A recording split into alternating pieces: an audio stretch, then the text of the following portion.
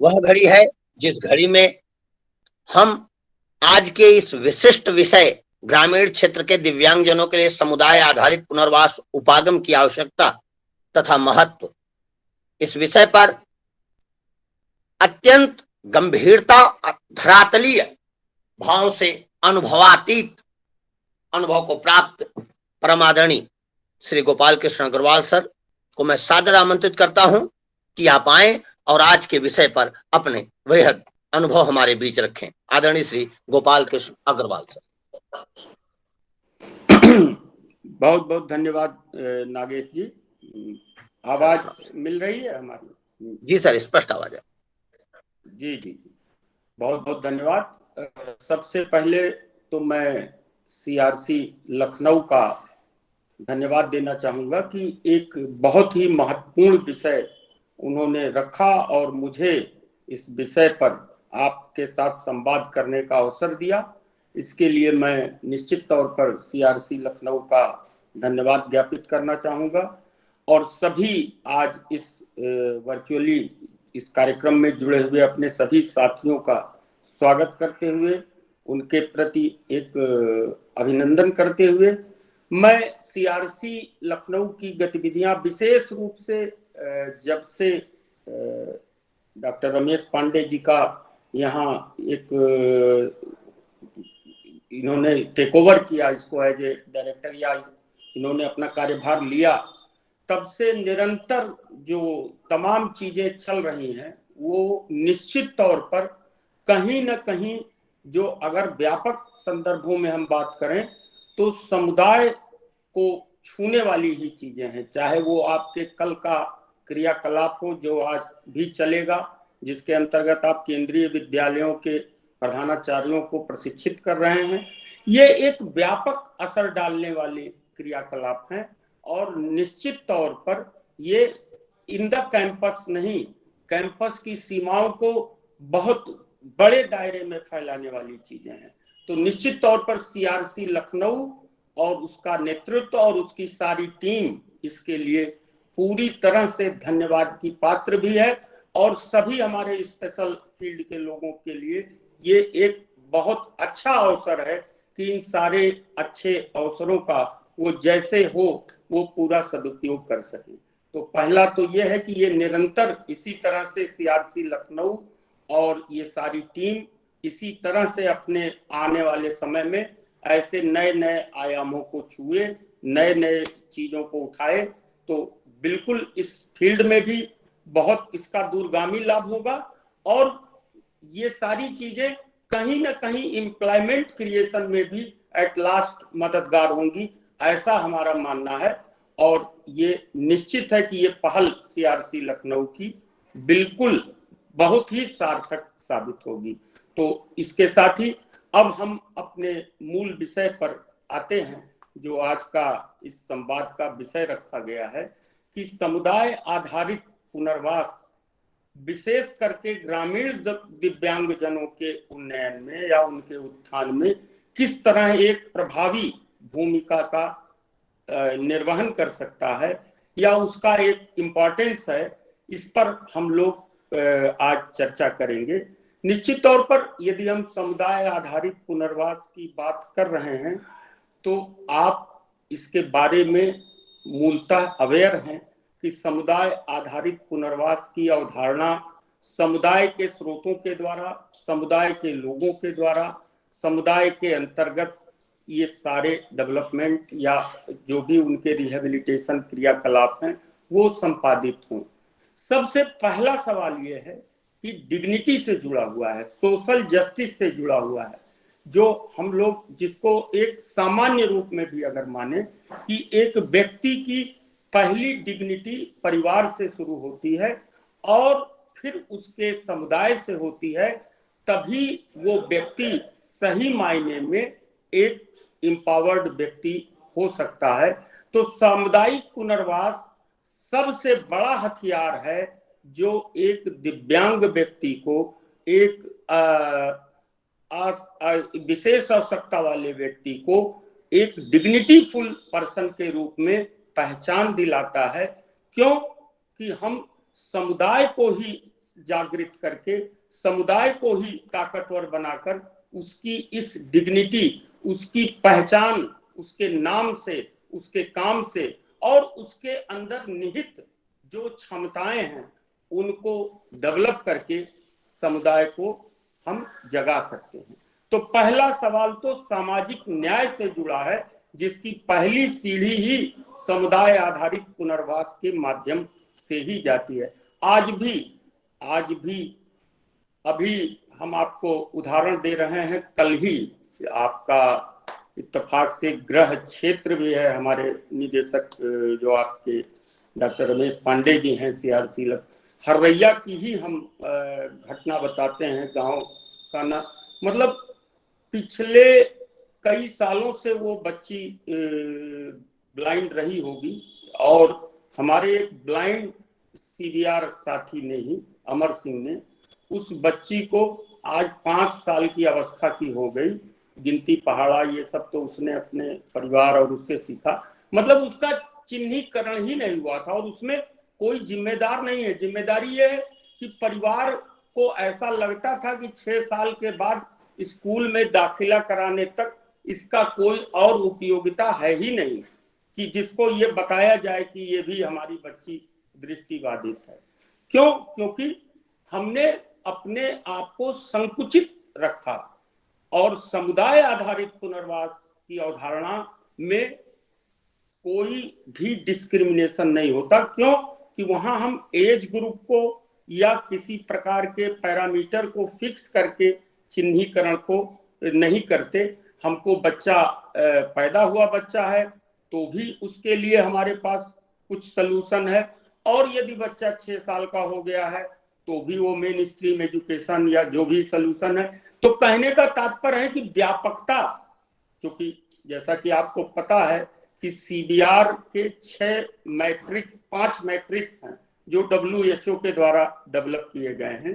पहला हेल्थ है, दूसरा एजुकेशन है, तीसरा लाइवलीहुड है, चौथा सोशल है और 5वां एम्पावरमेंट है। ये 5 पैरामीटर्स हैं जिस पे पूरा का पूरा समुदाय आधारित पुनर्वास उपागम, और चाहे आज के डेट में जो नए सिरे से भारतीय पुनर्वास परिषद और ऑस्ट्रेलिया यूनिवर्सिटी के कोलैबोरेशन से शुरू हुआ है, जिसमें थोड़ा सा नाम को परिवर्तित किया गया है, CBID का नाम दिया गया है, कम्युनिटी बेस्ड इंक्लूसिव डेवलपमेंट के नाम से लॉन्च हुआ है एक ट्रेनिंग प्रोग्राम।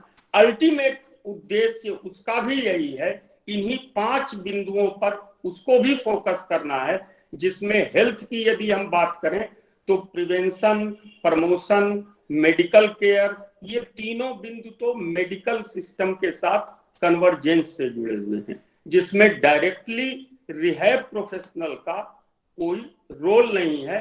कन्वर्जेंस का रोल है कि how to make a convergence with district hospital, PSC, even RKBSK जो राष्ट्रीय बाल स्वास्थ्य सुरक्षा कार्यक्रम है, ICDS प्रोग्राम है, ये सारे प्रोग्रामों के साथ कन्वर्जेंस ही प्रमोशन, प्रिवेंशन और मेडिकल केयर को एड्रेस करता है। उसके बाद आता है रिहेबिलिटेशन एंड असिस्टिव डिवाइसेस, जहां पे रोल शुरू होता है रिहैब प्रोफेशनल का, कि how to make a plan for rehabilitation after health issue is over. या अभी दूसरा एग्जाम्पल, एक पैड़ा गांव है बस्ती का, रुधौली के पहले, और ये सल्टवा ब्लॉक में, वहां एक बस्ती में ही एक अच्छे मेडिकल स्टाफ के रूप में कार्यरत हैं मीरा चौधरी जी।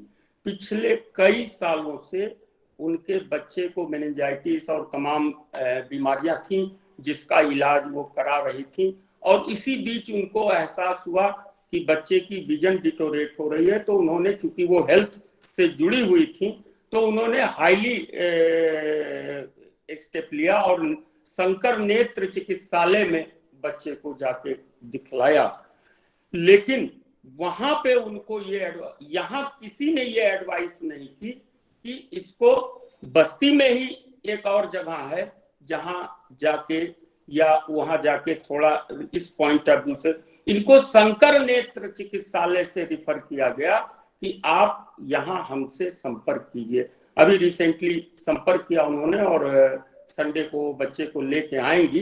तो कहने का तात्पर्य यह है कि इंफॉर्मेशन का जो लैकिंग होता है वो समुदाय की जन जागरूकता या इसके अभाव में होता है कि कभी कभी हम अपने ही दायरे में चीजों को, ये चीजें सीआरसी में उपलब्ध हैं लेकिन शायद हमारे और बेनिफिशियरी तक ये जानकारियां हैं, तो सीआरसी का लाभ उन बच्चों को या उस परिवार को कैसे मिलेगा।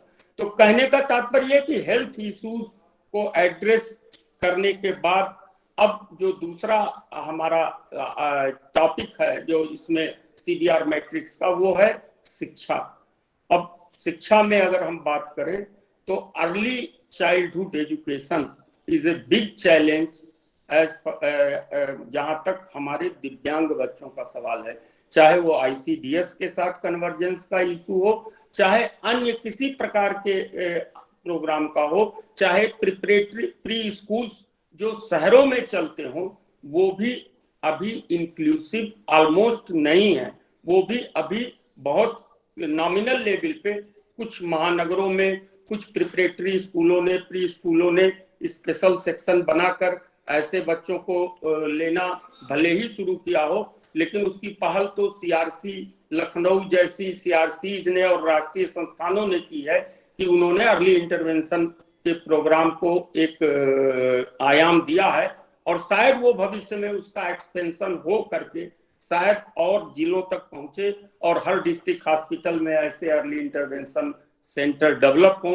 तो ये एक इशू, लेकिन उसके बावजूद हमको सारे बच्चों को कैटर करने के लिए, ऐसे 4-7 साल की बच्चियों को चिन्हित करने के लिए कहीं ना कहीं आईसीडीएस हमारा ही सबसे बड़ा आधार होगा और वही बेस हमारे लिए सबसे मजबूत होगा, जहां हम बच्चों को जो 6 साल से कम उम्र के बच्चे हैं उनको वहां इंक्लूजन करा सकें, उसका लाभ उनको दिला सकें और वहां उनका थोड़ा उनकी स्पेशल नीड को एड्रेस करा दें।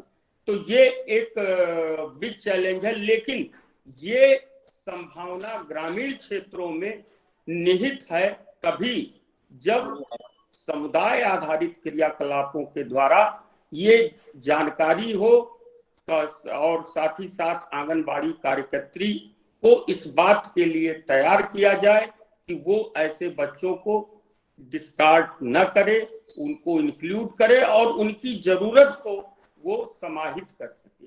तो ये अर्ली चाइल्डहुड एजुकेशन के लिए एक बहुत बड़ा और खास करके ग्रामीण क्षेत्रों में, देखिए आपको ये एक्सेप्ट करना होगा कि समुदाय आधारित पुनर्वास की जब हम बात करते हैं तो उसका सबसे बड़ा आधार होता है समुदाय की जागरूकता। और जब हम समुदाय की जागरूकता की बात करते हैं तो समुदाय की ताकत को पहले हमको मैपिंग करनी होती है और समुदाय की रिसोर्सेस की मैपिंग जब हम करेंगे तो सबसे पहले हमको खुद ये लिस्टिंग करनी होगी कि एक ग्राम पंचायत स्तर पर एक ढांचा हो गया आपका इलेक्टेड का और एक ढांचा हो गया जो गवर्नमेंट एम्प्लॉइज के रूप में।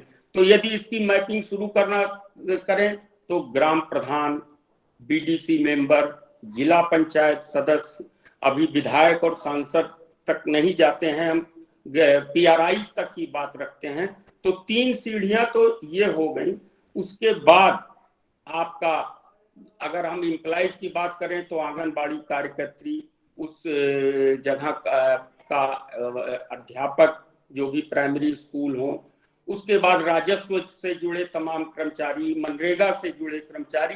तो कहने का तात्पर्य कि जब हम समुदाय की बात करते हैं तो ये कड़ियां जो है ये सबसे इम्पोर्टेंट होती हैं और ये कड़ियां बिना तैयार किए हम शायद जो संकल्पना कर रहे हैं, चाहे वो अर्ली चाइल्डहुड एजुकेशन के लिए इंक्लूजन की बात कर रहे हैं या कुछ भी, वो संभव नहीं है।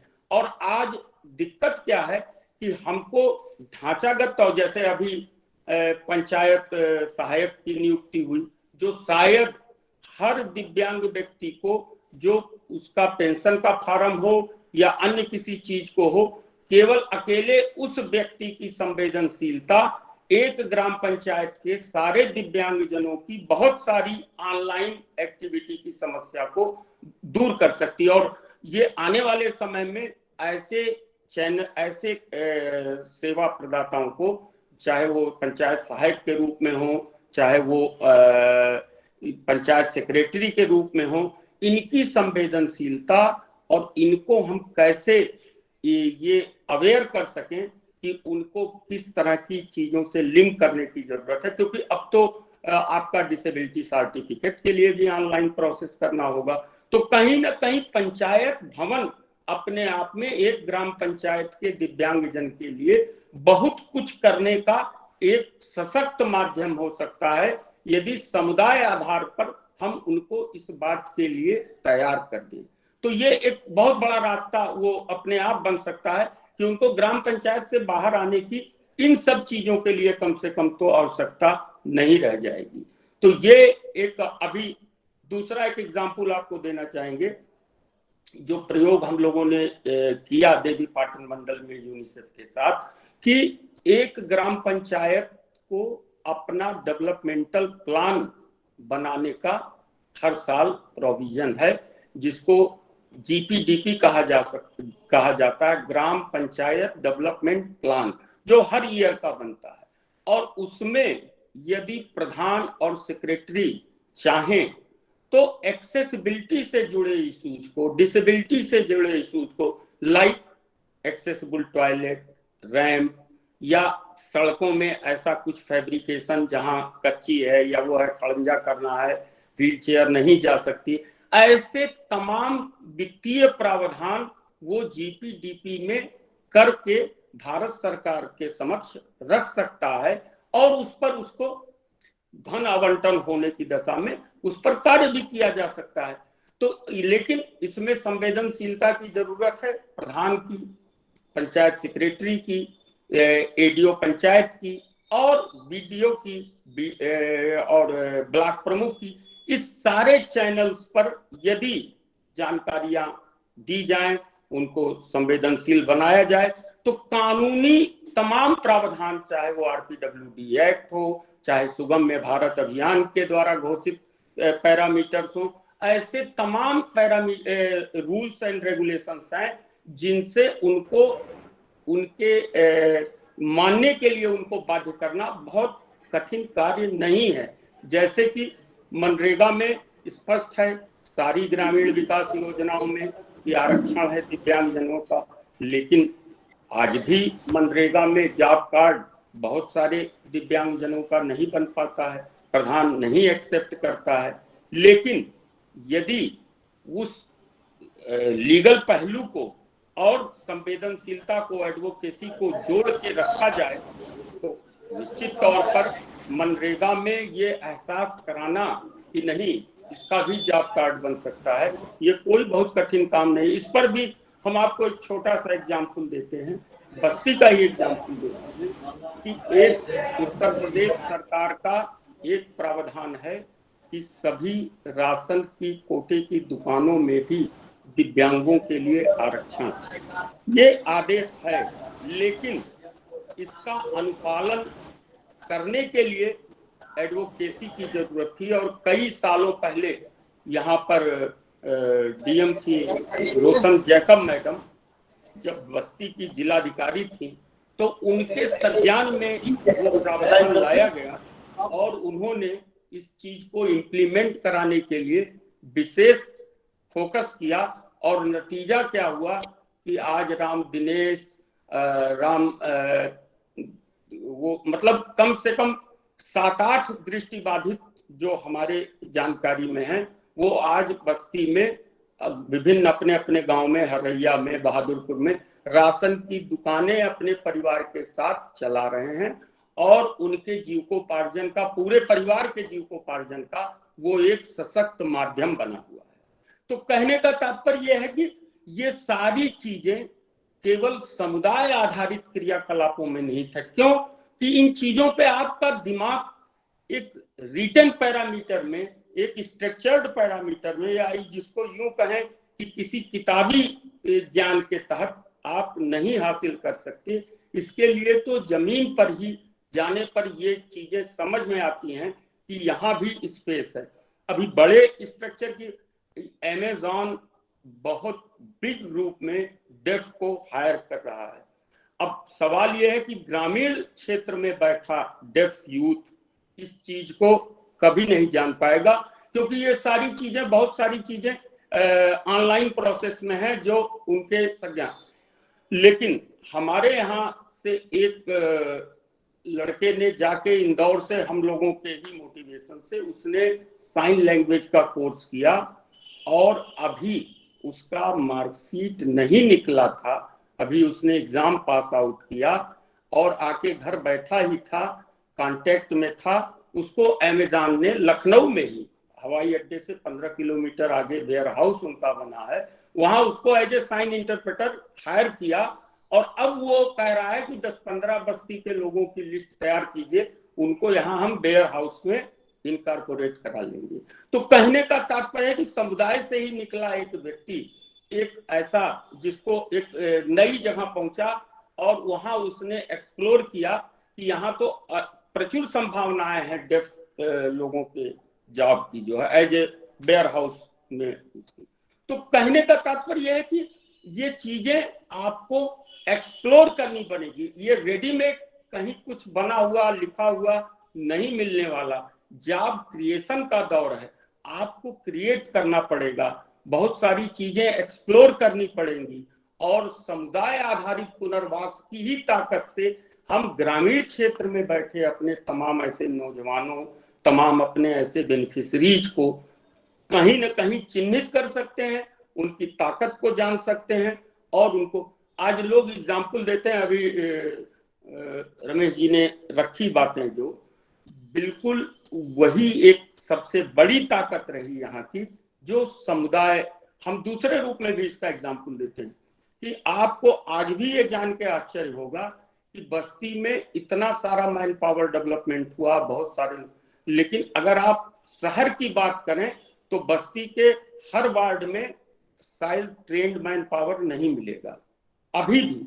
लेकिन उसके उल्टे हम बात कर रहे हैं, बस्ती की 1160 ग्राम पंचायतें, 49 जितनी भी हैं, उनमें कोई ग्राम पंचायत नहीं बची होगी जहां एक ना एक व्यक्ति इस फील्ड से जुड़ा हुआ, चाहे वो घर ही बैठा हो, न निकल के आ जाए कि हाँ हमने भी कोई ट्रेनिंग ले रखी है। ये डिफरेंस है समुदाय आधारित कार्यक्रमों का, ग्रामीण क्षेत्रों पे फोकस का, कि उल्टा कहानी हो गया कि शहरी क्षेत्र नेग्लेक्टेड रहा, ग्रामीण क्षेत्र ने ज्यादा इन सूचनाओं का और इन क्रियाकलापों का लाभ उठाया। और वही सबसे बड़ा कारण है कि आज जब लोग कहते हैं कि बस्ती वाले वहां भी, बिहार में भी काम कर रहे हैं, यूपी, क्यों? क्योंकि वो ग्रामीण क्षेत्र के हैं, उनको ग्रामीण क्षेत्र में रह करके और सीमित संसाधनों में जीविकोपार्जन को चलाने का तरीका मालूम है, इसलिए वो इतने दुर्गम स्थानों पर भी जाकर सरवाइव कर ले रहे हैं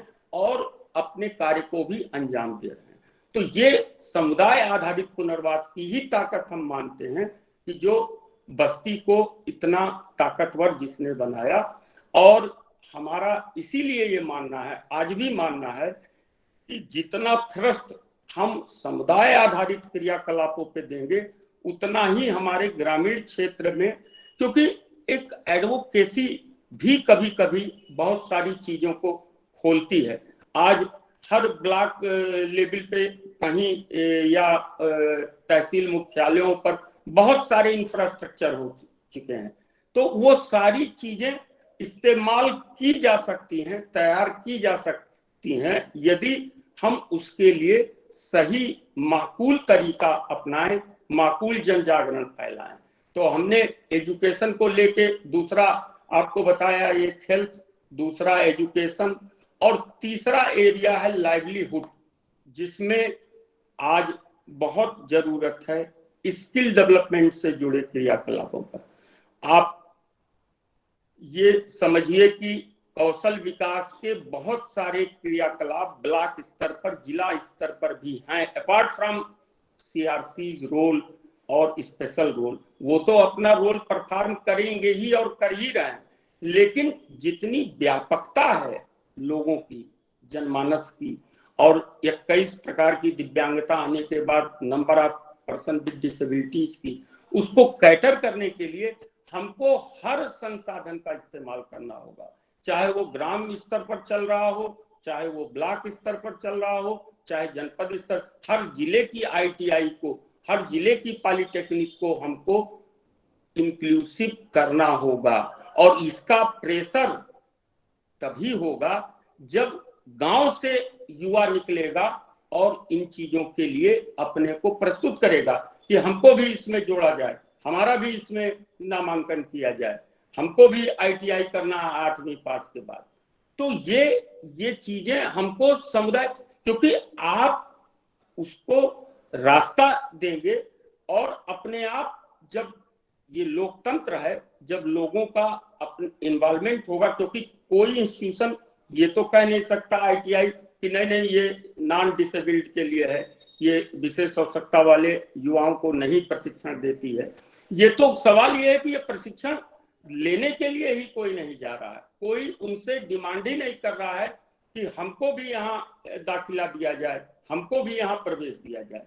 क्यों? क्योंकि समुदाय स्तर पर हमने इस तरह की गतिविधियों को संचालित नहीं किया, जानकारी नहीं दी। उसका नतीजा यह है कि कौशल विकास के तमाम सरकारी और गैर सरकारी क्रियाकलापों में भागीदारी जो कहा जाए दिव्यांग युवाओं की, वो नहीं है। तो स्किल डेवलपमेंट पे भी हम ग्रामीण क्षेत्र के युवाओं को तभी भागीदारी करा सकते हैं जब समुदाय स्तर पर हम ब्लॉक लेवल पर, जिला लेवल और ग्रामीण लेवल पर हम इस चीज का दबाव बनाएं। सेल्फ एम्प्लॉयमेंट एक बहुत बड़ा एरिया है जिसमें सीबीआर ने बहुत सारे रास्ते खोज सकता है, चाहे वो बकरी पालन से शुरू किया जाए, चाहे जिस प्रकार भी जो भी सेल्फ एम्प्लॉय, चाहे पेटी शॉप का नाम लिया जाए, बहुत सारे एवेन्यूज हैं जो सेल्फ एम्प्लॉयमेंट के, जो समुदाय के आधार पर, समुदाय के स्तर पर किए जा सकते हैं। और इत्तेफाक से उत्तर प्रदेश सरकार की दिव्यांग जन सशक्तिकरण विभाग की योजना भी है दुकान आवंटन को लेकर के, लेकिन शायद उसमें एप्लीकेशन रेयर ही पड़ती हैं जनपद स्तरों पर। क्यों? कि वो कम्युनिटी लेवल पर जब तक आप उसका बेस लाइन कि यदि वो पेटी शॉप खोलेगा तो उसके सामान बिकेंगे क्या क्या क्या नहीं, ये पूरी मैपिंग किए बिना उसका कोई टेकर्स नहीं होता। लिहाजा वो योजना तो है, लेकिन दिव्यांगजन उसका जितना लाभ उठा सकते, चाहे एनएसडीसी का लिया जाए, ये आपका जो इनका national handicap finance development corporation का है, तमाम लोनिंग व्यवस्था है सेल्फ एम्प्लॉयमेंट को लेकर, लेकिन शायद ही हमको लगता है कि उसका व्यापक इस्तेमाल कम से कम हम लोगों की जानकारी में ग्रामीण क्षेत्रों में हो पा रहा है, ऐसा नहीं लगता है।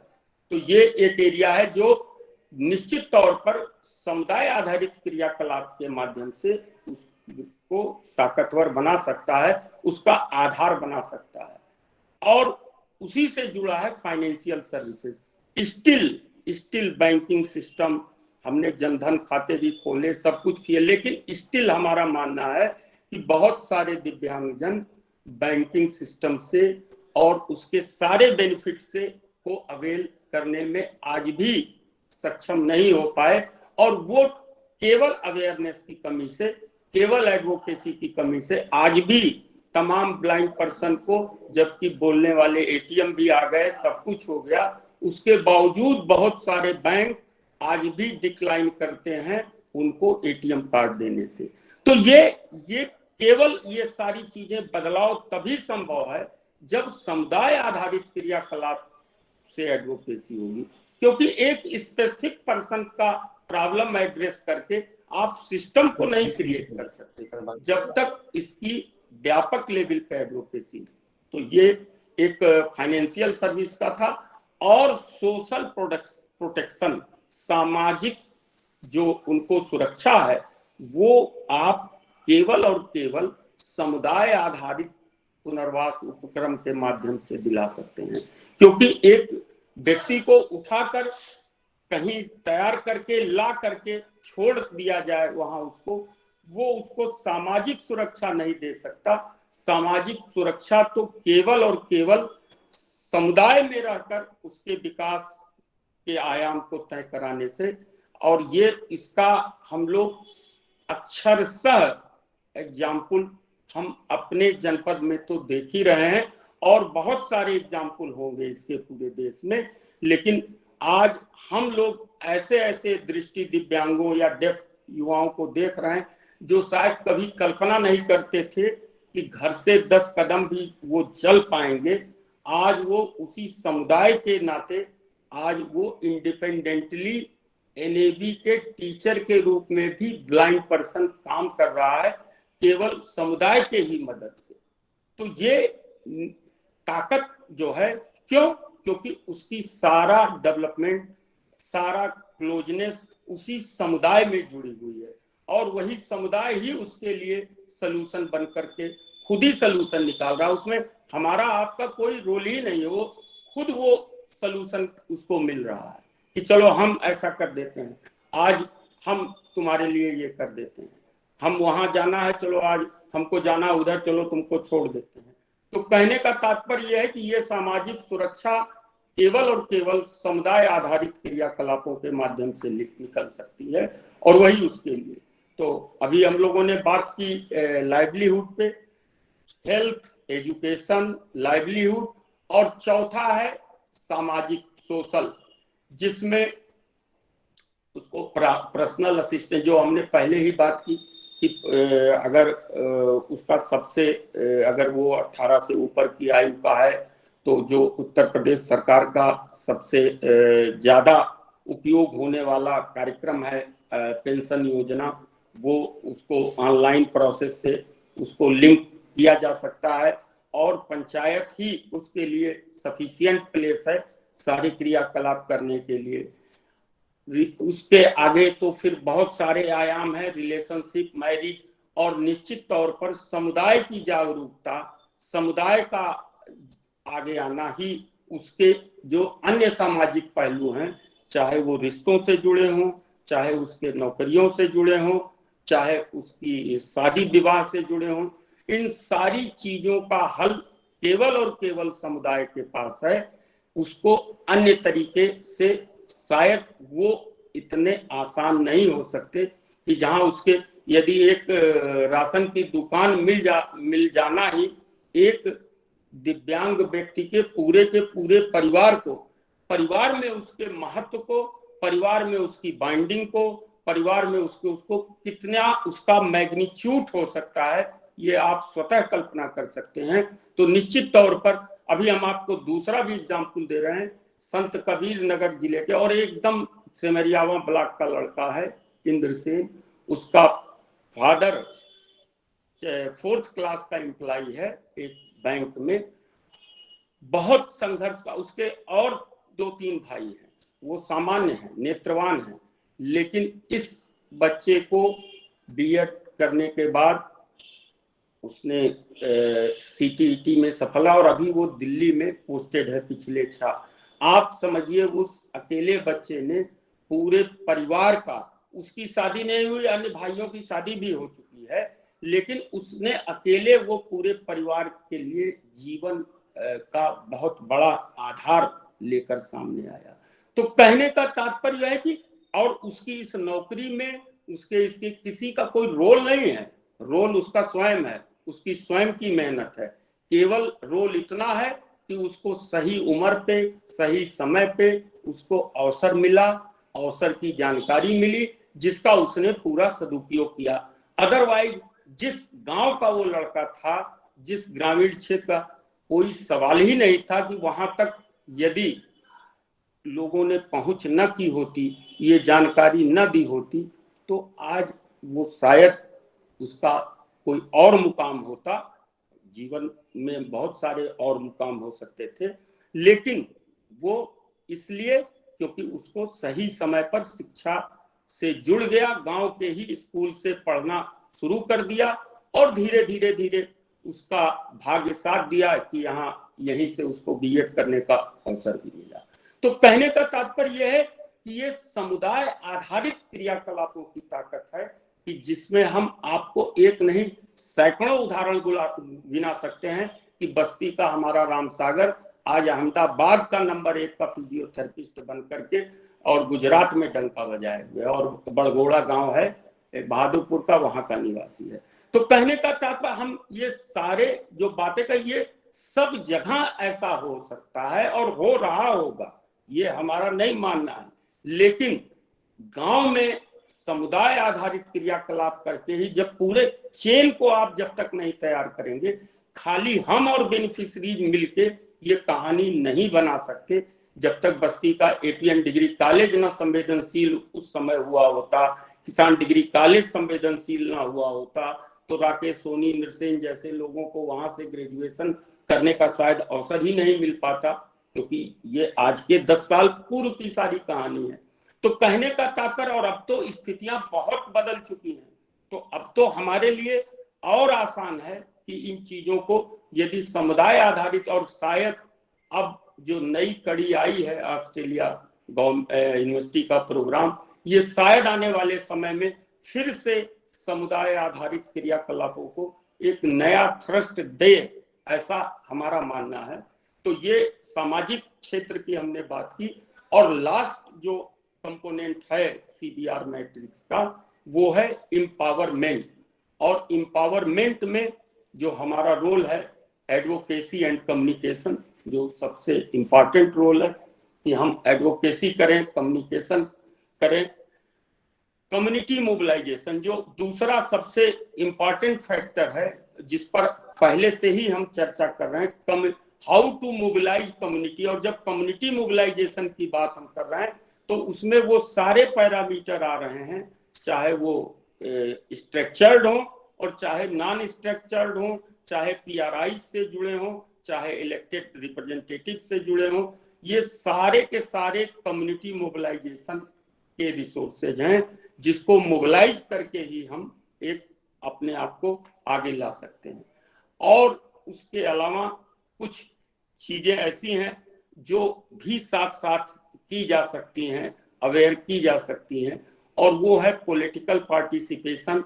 पॉलिटिकल पार्टिसिपेशन से कहने का तात्पर्य है कि पंचायत में प्रधान के अलावा भी पंचायत सदस्य होते हैं, उस लेवल पर भी इन्वॉल्वमेंट हो सकता है और भी चीजों में हो सकता है। कहने का तात्पर्य है कि ये चीजें कहीं न कहीं संवेदनशीलता को बढ़ाने में मददगार साबित हो सकती हैं, एडवोकेसी में मददगार साबित हो सकती हैं। तो ये भी एक जुड़ा हुआ विषय, क्योंकि जब समुदाय को लगेगा तो शायद वो भी करने में उसको हिचक नहीं होगी। और गुजरात में और कई जगहों पर ऐसे उदाहरण आए कि प्रधान भी लोगों ने इलेक्ट किया है विजुअली इम्पेयर्ड को, अदर डिसेबल्ड पर्सन को। तो ये भी कोई ऐसा अगर अनपढ़ व्यक्ति आज हो सकता है तो एक पर्सन विद डिसेबिलिटीज को इस, और अभी कुछ स्टेट का एग्जाम्पल भी आया है कि उन्होंने नगर पालिकाओं में और उसमें रिजर्वेशन वो नॉमिनेशन किया है पर्सन विद डिसेबिलिटीज को, जिसको लेके हम लोग भी बात कर रहे थे, सक्षम के फोरम पे भी बात हुई कि वो यहाँ भी इस तरह का प्रावधान होना चाहिए कि जिसमें उनको नॉमिनेट किया जा सके इस तरह की बॉडीज में, जिससे कि उनके बारे में वहां चर्चा हो। तो ये सारी चीजें एक मोटा मोटी जो 5 मैट्रिक्स हैं सीबीआर की, हेल्थ, एजुकेशन, लाइवलीहुड, सोशल और एम्पावरमेंट, इसी के सारे दायरे में ये सारी चीजें हैं।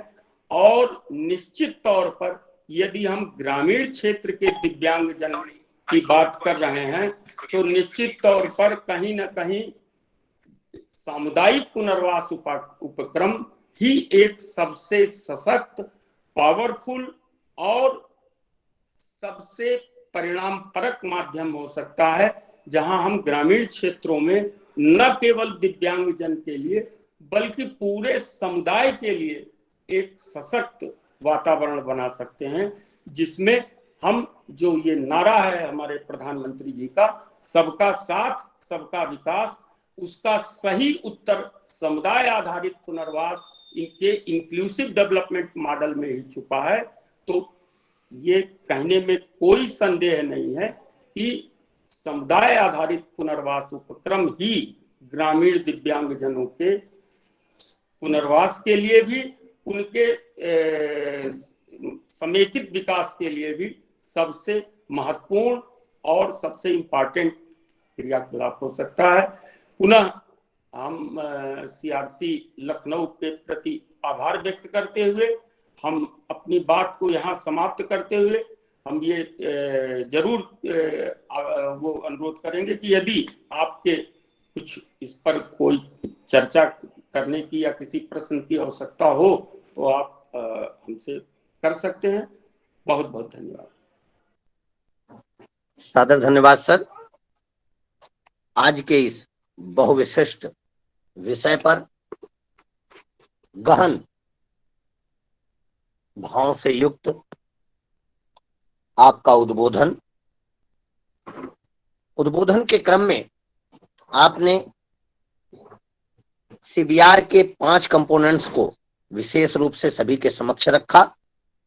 स्वास्थ्य, शिक्षा, लाइवलीहुड, जिसमें आपने कौशल विकास को महत्वपूर्णता दी, सामाजिकरण और सशक्तिकरण। आपने बताया कि आवश्यकता है कि जन जागरण को और बृहद किया जाए, सक्षमता की मांग को पैदा किया जाए, समुदाय के आधार पर स्वरोजगार पैदा करने की आवश्यकता पर आपने बल दिया। आपने बताया कि आवश्यकता है ग्रामीण क्षेत्रों में व्यापारिक प्रशिक्षण केंद्रों को स्थापित करके और उसके द्वारा विशेष आवश्यकता वाले बालक एवं बालिकाओं तथा उनके अभिभावक जनों को कैसे और सशक्तिकृत किया जाए, इस पर विचार करने की, कार्य करने की और इस पर और अधिक आगे बढ़ने की। क्योंकि किसी भी समाज का चतुर्दिश विकास समुदाय की जागरूकता, समुदाय की प्रबलता, समुदाय की श्रेष्ठता और समुदाय के बृहत्ता के साथ ही संभव हो सकता है। आवश्यकता इस बात की है कि अधिकारों की हेतु हम आवाज उठा सके, विशेष आवश्यकता वाले बालक एवं बालिकाओं को हम इस बात के लिए तैयार कर सके कि उन्हें दी जाने वाली जानकारियां, उनको दी जाने वाली सेवाएं और उनको प्रदान किए जाने वाले सरकारी तथा गैर सरकारी स्तर पर दी जाने वाली सेवाओं के लिए वो जन जागरूकता के साथ आगे आकर उन सेवाओं को प्राप्त करने के लिए अपने को सक्षम बनाए, समर्थ बनाए और उसके प्राप्ति के जो भाव है उससे वो बृहत्ता ले।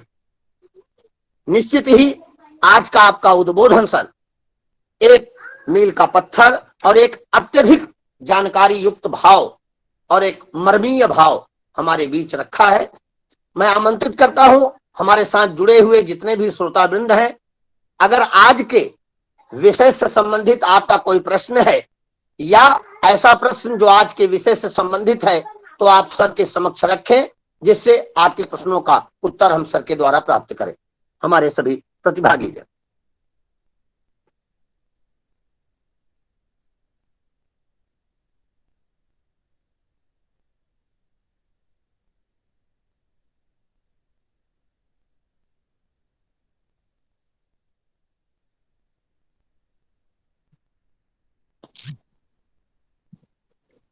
हाँ रितु मैम बताएं।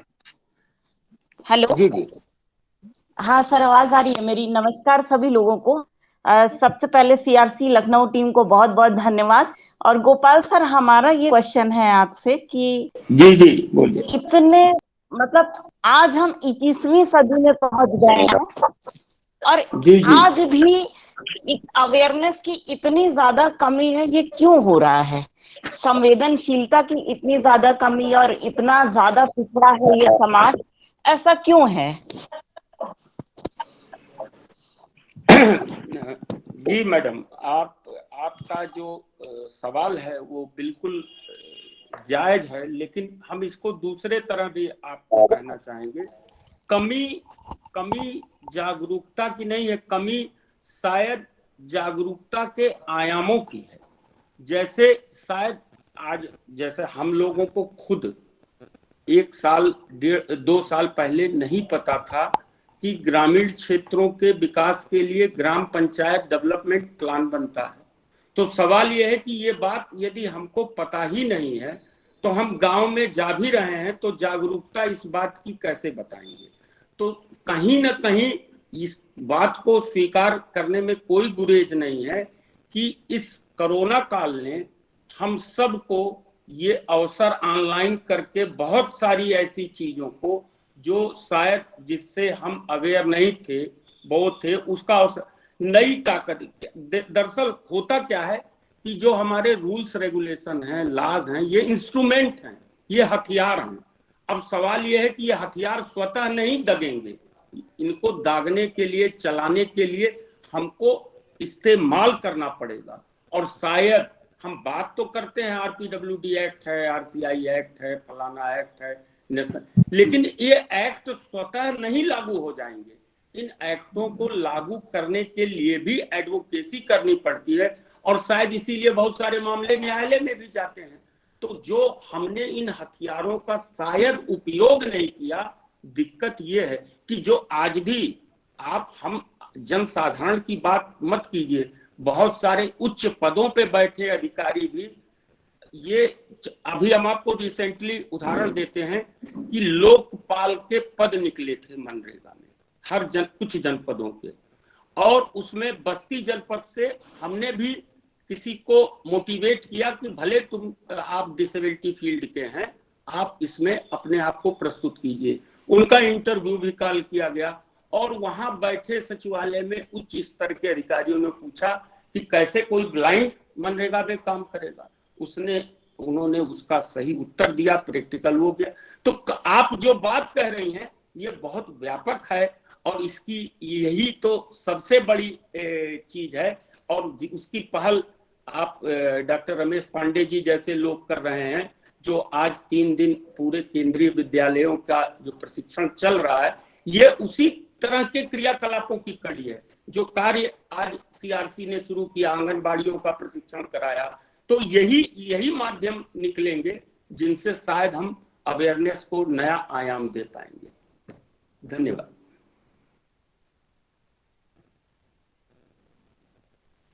अगर किसी अन्य प्रतिभागी का कोई प्रश्न है तो आप आमंत्रित हैं, आप अपने प्रश्न रखें।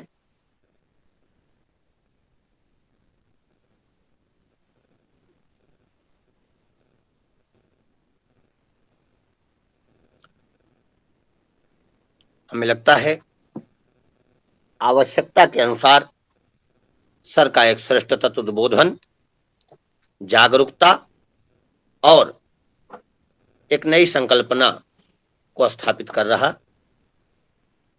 अब मैं कार्यक्रम की अगली कड़ी में बढ़ते हुए श्रीमती पंकज आर्या मैम को सादर आमंत्रित करता हूं कि वो आए और आज के कार्यक्रम के हमारे मुख्य आतिथ्य को प्राप्त मुख्य अतिथि महोदय, हमारे सभी सुधीर श्रोता, आयोजक एवं समस्त जनों का धन्यवाद ज्ञापन करें। आदरणीय पंकज आर्या। धन्यवाद नागेश सर।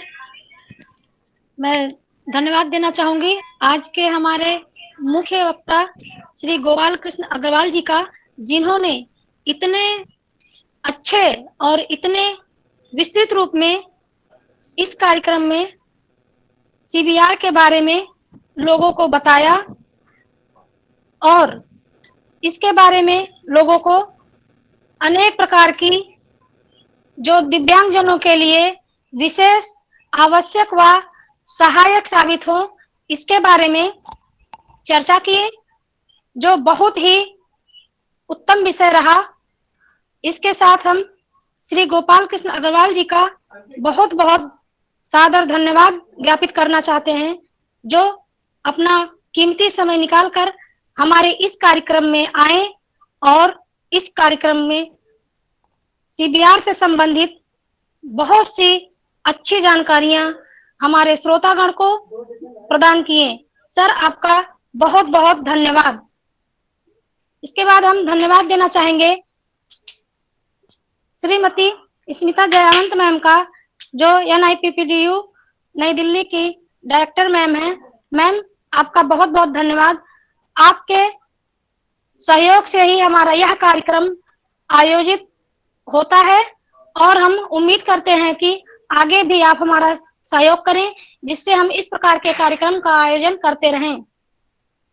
इसके बाद हम धन्यवाद देना चाहेंगे सीआरसी लखनऊ के डायरेक्टर श्री रमेश कुमार पांडे सर का, जो हमें इस कार्यक्रम को करने के लिए एक मार्गदर्शक का रूप हैं, जो समय समय पर कार्यक्रम को कराने के लिए हमें मार्गदर्शन देते रहते हैं, जिनके सहयोग से हम ये सब कार्यक्रम सुचारू रूप से करने में सक्षम हो पाते हैं। सर आपका बहुत बहुत धन्यवाद।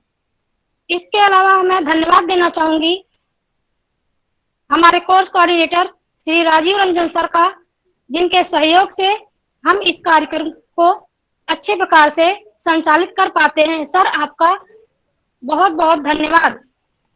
इसके अलावा मैं धन्यवाद देना चाहूंगी हमारे साथी सहयोगी श्री नागेश पांडे सर का, जो इस कार्यक्रम के संचालन के मुख्य कड़ी हैं। उनको मैं बहुत बहुत धन्यवाद देना चाहती हूँ, जिनके सहयोग से ही इस कार्यक्रम का संचालन सुचारू रूप से चलता है। सर आपका बहुत बहुत धन्यवाद।